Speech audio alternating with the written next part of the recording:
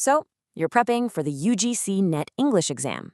And let's be honest, that world literature section can feel like this massive, uncharted territory. Well, in this explainer, we're basically handing you the map and the compass to navigate it. Let's dive right in. And I get it, I really do. The sheer scope of it all. I mean, you've got German epic theater on one hand, Canadian dystopia on the other. It can be seriously intimidating. But what if I told you there's a strategic way to conquer it?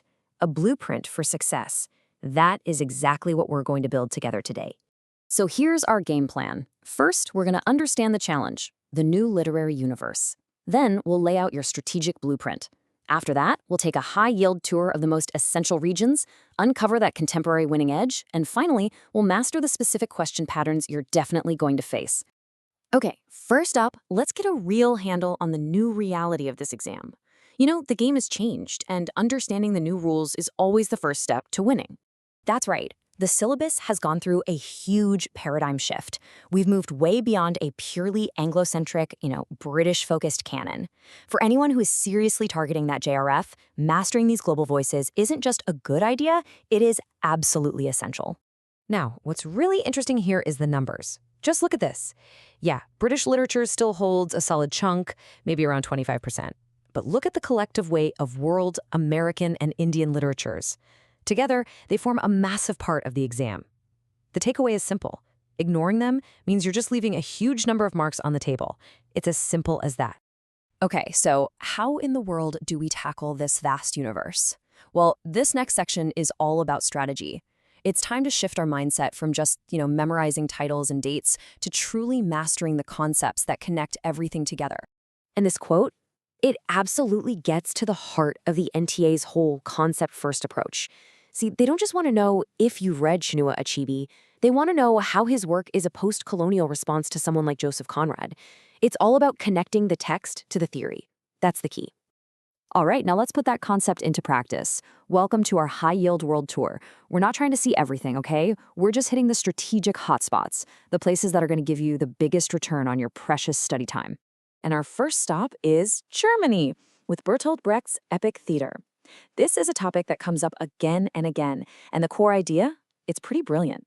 Brecht didn't want his audience to cry. He wanted them to think.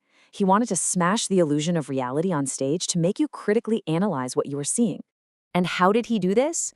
Through some really clever techniques. He totally rejected the traditional emotional release, or catharsis, in favor of something he called the Verfremdungs effect, the alienation effect.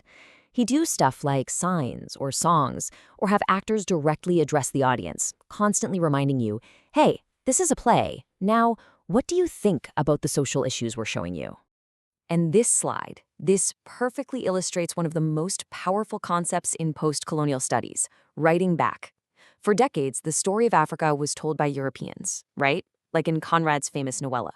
Well, Chinua Achebe's Things Fall Apart is the definitive counter-narrative. It's him reclaiming the story and telling it finally from an African perspective. Speaking of powerful African voices, you have to hear this fantastic quote from the Nobel laureate Wole Soyinka. This was his witty, sharp critique of the negritude movement. His point was that authenticity isn't about just proclaiming your identity over and over. It's about living it, creating it. It's all about action, not just words. So, our tour is going to end at the edges of the empire.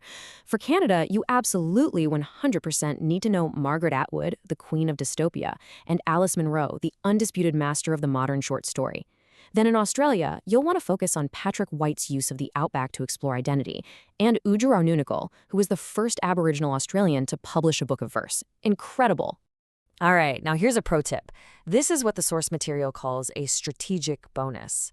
If you're really aiming for that JRF, paying close attention to recent literary prizes is the secret weapon that can give you a serious competitive edge. Just take a look at these recent Nobel laureates. Notice the global spread? Hungary, South Korea, Norway, Tanzania. The exam loves to test your contemporary awareness. Knowing these names and their key themes, like earnest focus on colonialism and refugees, this is what we call high-yield Tier 3 knowledge. It's the stuff that separates the NET from the JRF. And the same exact thing goes for the International Booker Prize. And listen, the crucial point here, and you can't forget this, is that you need to know both the author and the translator, because the prize is shared equally between them. A perfect example is Gitanjali Shree's Tomb of Sand, translated by Daisy Rockwell, the very first novel translated from the Indian language to win. So we've covered the what, and now let's master the how. Look, knowing the content is half the battle, for sure, but the other half is understanding exactly how it's going to be tested. So let's break down the key question formats you'll see. First up, chronology. This has become a huge trend. They'll ask you to arrange works by their publication date, just like this timeline of Margaret Atwood's novels. Seriously, having a mental timeline for major authors is an absolute game changer. Next up, the one that stumps a lot of people, assertion-reasoning. These aren't about simple recall, not at all. They are designed to test how deeply you understand the connections between different ideas. But don't worry, there's a simple process to deconstruct them. And here it is, a simple 3-step strategy. First, just ask, is the assertion true on its own? Second, is the reason true on its own? And then the most important step, number 3, does the reason actually explain the assertion? That third step is where all the traps are laid, so you've got to be really careful there. And finally, matching questions. These are really designed to test the breadth of your knowledge. They'll ask you to connect authors to countries, characters to their books, or theories to the thinkers who came up with them. So there you have it, a strategic blueprint to demystify world literature for the UGC NET exam. You know the key areas, you know the core concepts, and you know the question patterns. The only question left is, where are you going to begin?